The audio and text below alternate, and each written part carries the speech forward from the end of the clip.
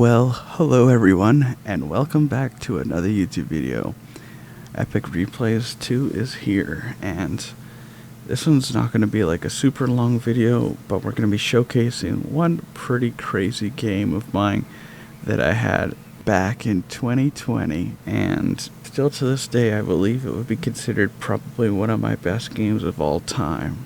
It isn't my top kills game, it isn't my top damage game, but it might actually be my top damage game with this specific tier. But anyways, let's see if this one turns out really close, or if it's going to become a heartbreak, or if I save it at the end. I'm not going to spoil the ending, but just know guys, it's going to be good, and I hope you enjoyed this replay. Alright, so as we're starting this game right now, you can already tell, just like myself here, that we are bottom tier. We got 3 tier 10s on either side, a couple tier 9s and a few tier 8s. So let's see how this goes. We're on Westfield, and we are probably going to go up the hill up there. Pretty standard stuff for heavy tank, but we'll see what happens here. Also, by the way, for anyone that notices that on the left, just some little fun facts as we're starting this round. That T28 prototype with us is Clark. This is just his old name from back in 2020 when this game happened. It was like the beginning days of Alari, so he's changed his name a couple times throughout the time in Alari, but this was his original name that I believe was the first one I knew when I met him. For any of my clanmates, you guys will know more about that than the rest of you guys watching this YouTube video. But anyways, we're moving on up. The T10's on my left.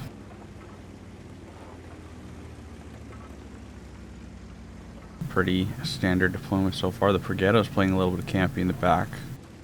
Of course, we got Clark and his TD and the other TD back there in the back prepping to snipe. Let's see how this goes. Alright, we got a Yag Tiger in front of us. We're going to see if we can poke and get a shot. Also remember, since this game is from back in 2020, whatever wasn't added into the game since it's 2023 right now. So there's been a few years apart from right now in World of Tanks when I actually had this game. So just know that that might be the reason why certain tanks you're not seeing in this game are not actually in the battle. So we got 2 really good shots there on the Yag Tiger as I was talking. So I'm not fully sure what the Badger was thinking here, but he got himself blasted pretty badly, as you can tell. And we're off to a pretty good start. We haven't taken any damage as of yet. I don't think anyone's fired at us, so we haven't really been able to test the armor too much yet. We're playing pretty good with the hull down. Found a 277 trying to snipe our guys when we go up the hill. The Badger did expose himself earlier and lost over half his health. And he's still getting penned with, I'm assuming, heat rounds from that 277. Heat gold rounds. I got a nice shot. He's over angling. We're up to 1,300 in the first 2 minutes of the battle. Not too bad. Though, as you guys can tell, there is a lot more enemies on this side of the map than anywhere else. And that guy just the Badger just ammo-racked the 277 for being so mean to him. Here we take a hit, a pretty heavy hit. Our first hit of the game that we take. Not even a gold round, AP round. We've been firing AP so far the whole game. There's a good shot in the lower plate of that guy. We are totally outnumbered. If the enemies knew that they could outnumber us and take us out here, they could probably push us, but they aren't. I take out the tier 10 there as he does a very interesting play.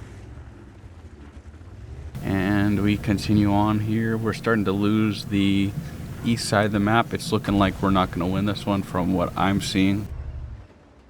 I guess the game hadn't added the hit point marker yet because I don't have no hit point stuff at the top, but I'm assuming we're down on hit point. Anyways, the T10's there. We got 3 tier 9s on either side of me right now. The T10's falling back. He's leaving me to be all by myself at the top here. But as I said in the beginning of this video, you probably have noticed I haven't been really being shot by artillery. So I'm kind of getting my own free reign here to save the day. T10's going to push me. I nail him.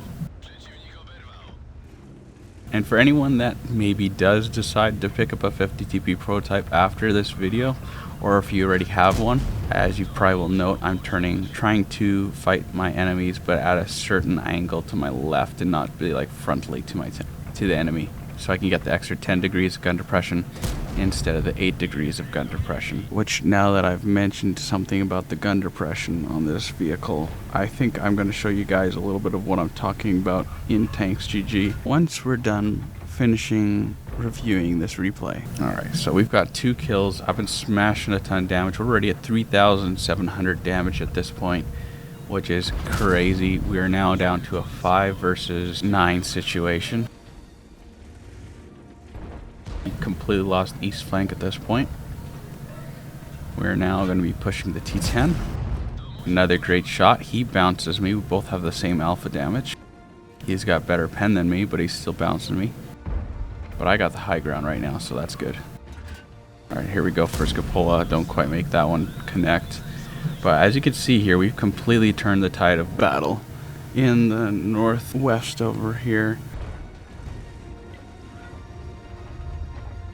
Because now, oh, I bounced again. That's unfortunate. We're down to 6 shells out of my 20 original shells for AP. So I fired 14 rounds already this game. We're 4,000, almost 600 damage right now. Let's see if we can connect this one. He angles, over angles, I take the shot. He's gone. He bounces me again. We're at 5,048 damage at the moment. 3 versus 6 with 1 artillery. And there goes another one of my allies. This is getting really intense here. And there's a little bit of a high roll. I get pinned by the TL1 LPC shooting gold. And now we've made it here a 2 versus 5 situation right now. Me and the T10. I'm down to 4 rounds of AP left, 5 HE, and my 10 gold rounds remaining before the end of the game. I haven't fired a gold round yet, so I'll save them all for the end of the battle here. We got 4 kills. T10, I think, is taking damage right now as he's falling back on the top of the hill. And we have 1 tier 9, 3 tier 8s, and an artillery. That's a tier 8. There's the artillery. I believe I'm going to go for him, it looks like here.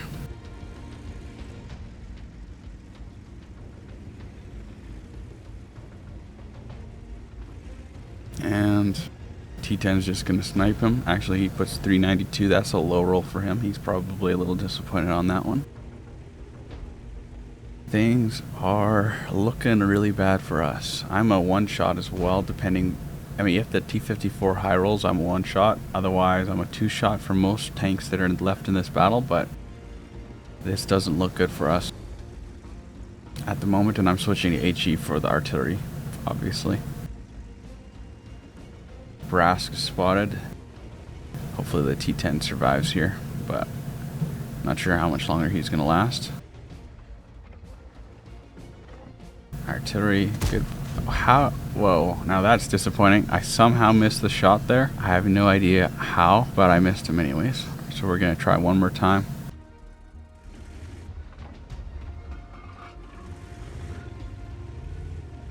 T-54 takes a shot. I get a lucky critical only. No, he didn't penetrate or do any damage to me other than critical. T10 is at 386 hit points. I make that 11 hit points. He's about to be taken out of this game. And I have 3 enemies left. So he must have taken 1. Yeah, he takes the Brask out of the game. That's good stuff. I put a shot in the T-54, making him down to a 1 shot. Please bounce. He bounces again. Or tracks me, actually. I repair that quickly. I bounced him. Oh, this is getting intense. T-54 bounces me again. In a way, this is kind of lucky stuff going on at the end of this game. He misses his shot. TL1 LPC shoots me. And somehow only does damage to my track again. This is where things are getting really risky. Okay, he pens me. I'm a 1 shot. And we're up to 6 kills right now. I make that a 7th kill with 6,300 damage to go. Uh-oh, here comes the Centurion. All he has to do is shoot me to win the game, but he decides to ram me. What a game. What a game.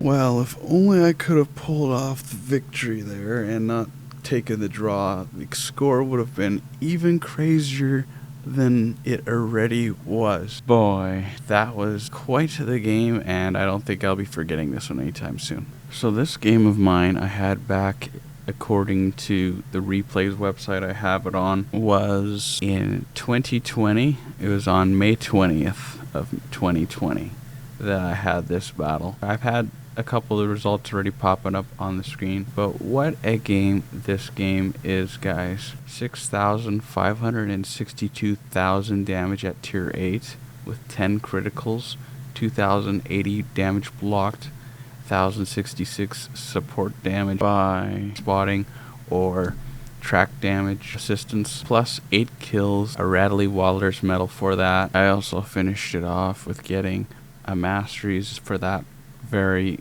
spectacular game, as well as getting my first ever marks of excellence on that game for that tank, and also getting a Top Gun, of course, along with the Rattly Wallers. I also made a very good chunk of credits, like 253,843 credits, though it looks like I was running a reserve booster for credits, and it also looks like I was making more credits with my premium account and got some extra stuff for the achievements as well.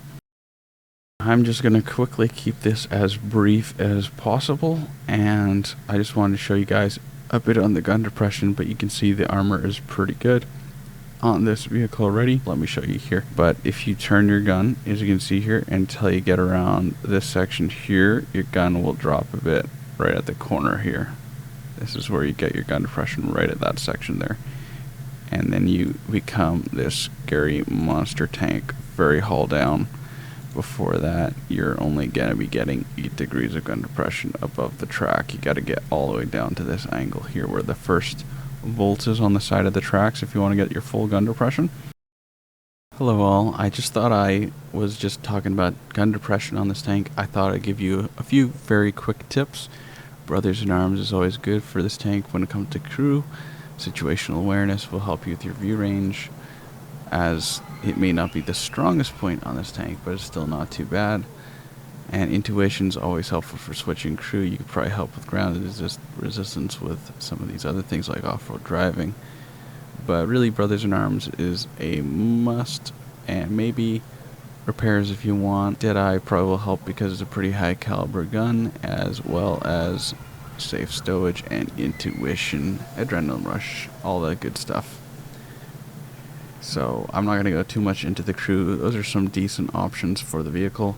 Hardening, I would say, is a must on this tank, since I argue that this tank is all about the firepower and the survivability of the vehicle. Hardening is a must in my opinion, though I can imagine there'd be a few people that would say put a turbocharger on it to make it faster, to get it to like almost 40 kilometers per hour. But that's up to you if you're one of those players. But I feel like it's stronger in the strength aspect than the speed aspect, so why boost the speed aspect of the vehicle? But it's your choice. And I also would say improved ventilation is always good on pretty much every tank, unless you think that you want to boost something else a little more. Enhanced gunling drive or vertical stabilizer are also two not bad choices, since this tank isn't the strongest in accuracy, being a heavy tank of high caliber gun. But it's more so, I think, the toss of which one's better of these two, I would say that's going to be up to you. If you think you want to get your aiming time better, or your dispersion your shells don't seem to be going as center as you'd like, then go with vertical stabilizer. Other than that, those are the two other things you can do, but I'm going with 2 survivability type things and 1 which is just kind of mandatory on all tanks usually, and that would be the gun rammer. I've got a bounty one on mine. It'll help you make the reload time really good, help your DPM out. I say rammer, and hardening is pretty much a must.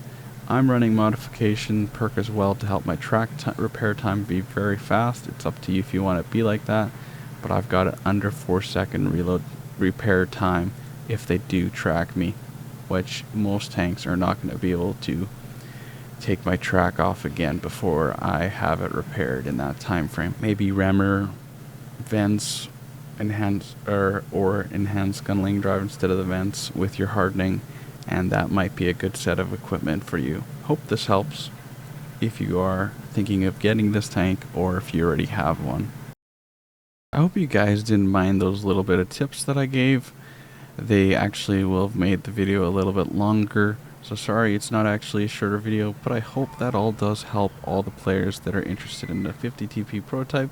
Plus I hope you enjoyed the replay. Well, thank you guys for watching that video. I hope you enjoyed it, and it showed you a little bit of what can be done on Westfield if artillery doesn't shoot at you at all. And yeah, it's pretty crazy what you can do with the 50 TP prototype. I recommend it. It's not necessarily the newest premium in the game, but it still is not a bad one, and it's in the tech tree and you can grab it for gold or any other way that you want to grab it for. But yeah, if you enjoyed the video, maybe feel free to give it a like, and also if you guys enjoy the videos I've been putting on the channel lately, feel free to subscribe if you want. And again, just a reminder, I'm going to try to quickly squeeze out one more video before the end this year on tournaments, so look forward to that, everyone. And I hope you all have a good December holiday month, everyone, and appreciate all of you guys that have been watching my videos lately. Take care, everyone, and see you on the next one.